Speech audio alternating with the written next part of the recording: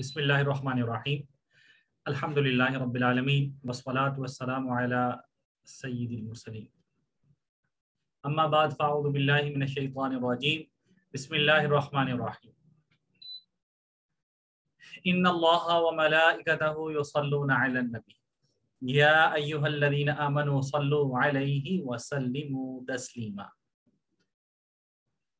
مولایا صلی وسلم دائما ابدا علی حبیبک خیر خلقی کلہم محمد سید الکونین وثقلین والفریقین من عرب ومن عجم۔ یہ بابرکت مہینہ رجب المرجب کا جاری اور ساری ہے اور یہ اپنے اختتام کے قریب ہے، اور یہ وہ بابرکت مہینہ جس کے اندر نبی آخر الزمان سید المرسلین خاتم النبیین صلی اللہ تعالی علیہ وآلہ وسلم کا سفر معراج ہوا۔ یہ وہ معراج کی رات کا وہ عظیم بابرکت مہینہ ہے جس مہینے کی 27ویں شب یعنی 27 رجب المرجب، جس کے اندر آقا کریم صلی اللہ تعالی علیہ وآلہ وسلم کو سفر معراج کی سعادت سے مشرف فرمایا گیا۔ رب کائنات جل جلالہ نے اپنے ہاں عرش پر بلایا۔ یہ وہ عظیم ہستی خاتم النبیین سید المرسلین صلی اللہ تعالی علیہ وسلم جن کے بارے میں فرمایا گیا کہ اے محبوب، اگر میں تمہیں پیدا نہ کرتا تو میں نہ آسمانوں کو بناتا اور نہ ہی میں دنیا کو بناتا۔ قرآن مجید فرقان حمید کی سورہ بنی اسرائیل کے اندر ابتدائی آیات سبحان الذی اسری بعبدہ لیلا من المسجد الحرام الی المسجد الاقصی، یہ سفر معراج کی وہ عظیم دلیل کہ آقا کریم صلی اللہ تعالی علیہ وسلم کا جو سفر معراج ہے یہ ابتدا سے انتہا تک معجزات کا مجموعہ ہے۔ ابتدا بھی معجزات سے، اور لمحہ بلمحہ دوسرے معنوں میں یہ کہا جا سکتا ہے کہ کئی معجزات جو ہیں اس ایک عظیم معجزے کے اندر سموئے ہوئے ہیں۔ آقا کریم صلی اللہ تعالی علیہ وسلم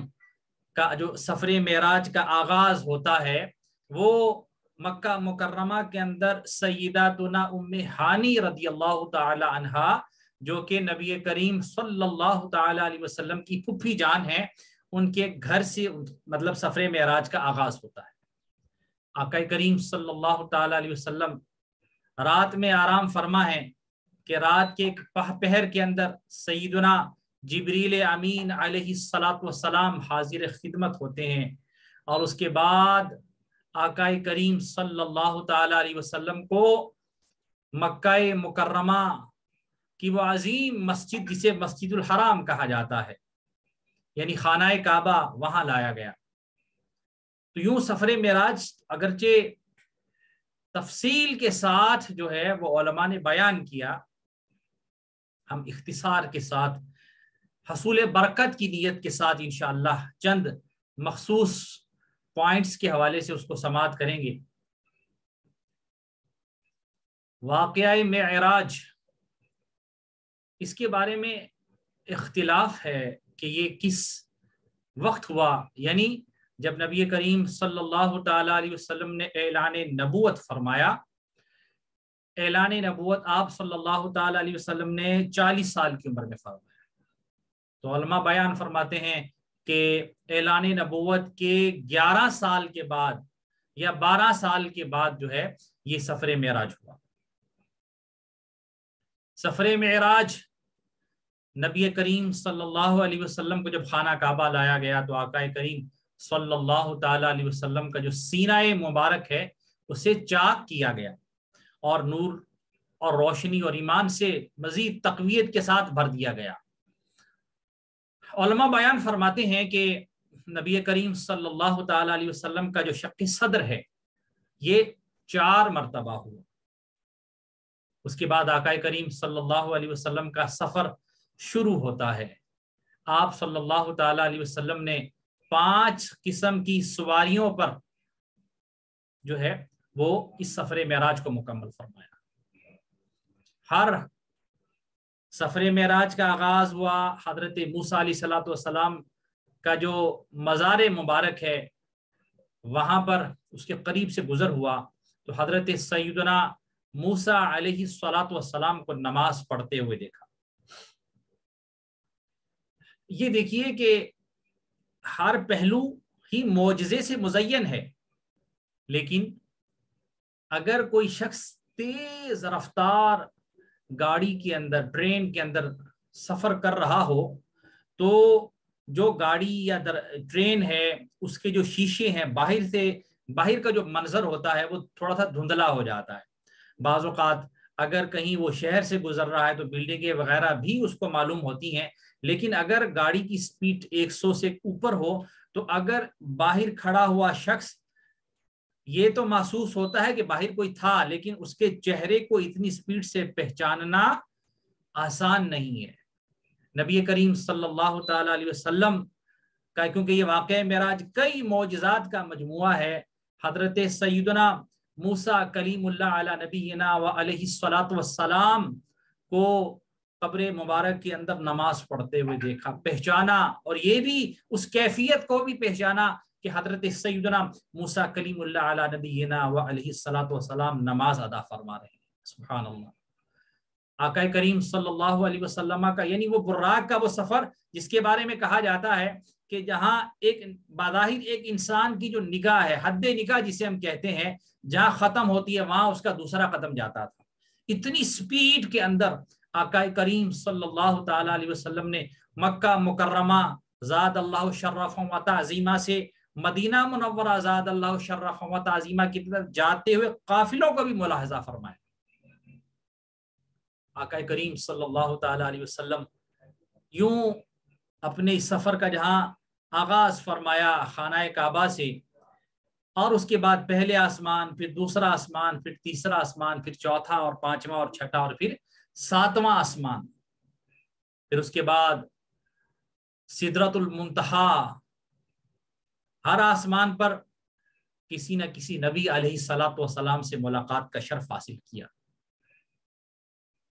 کہیں حضرت آدم علیہ الصلوۃ والسلام سے، کہیں حضرت سیدنا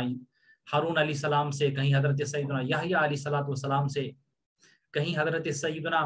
ابراہیم علیہ الصلوۃ والسلام سے۔ یوں سدرۃ المنتہا، پھر عرش معلی جہاں پر آقا کریم صلی اللہ علیہ وسلم نے وہ مقام، وہ منظر، وہ جگہ بھی آئی کہ جہاں سیدنا جبریل امین علیہ الصلوۃ والسلام، کیونکہ آپ کے اس سفر کے میں ہمراہ تھے آپ کے ہر پہلو پر، تو آقا کریم صلی اللہ علیہ وسلم اور سیدنا جبریل امین علیہ الصلوۃ والسلام جب سدرۃ المنتہا کے پاس پہنچتے ہیں تو جبریل امین علیہ الصلوۃ والسلام عرض کرتے ہیں یا رسول اللہ صلی اللہ تعالی علیہ وسلم، اب اس کے آگے میں نہیں جا سکتا، کہ اگر میں اس کے آگے گیا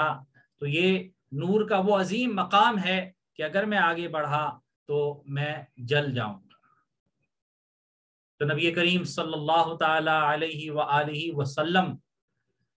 وہ مقام جہاں پر اللہ تبارک و تعالیٰ کا ظاہری آنکھوں سے دیدار فرمایا، اور قابہ قوسین یعنی وہ کہ جہاں جسے کہا جاتا ہے کہ ایک نیزہ یا ایک بالش یا ایک 1.5 فٹ بھی اسے کہا جا سکتا ہے، زیادہ بھی کہا جا سکتا ہے، واللہ عالم بالصواب، اللہ تبارک و تعالیٰ کو اتنے قریب سے دیکھا۔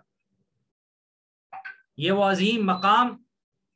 اور یہ وہ عظیم لمحہ جس کے اندر آقا کریم صلی اللہ تعالی علیہ وسلم نے اللہ تبارک و تعالیٰ کو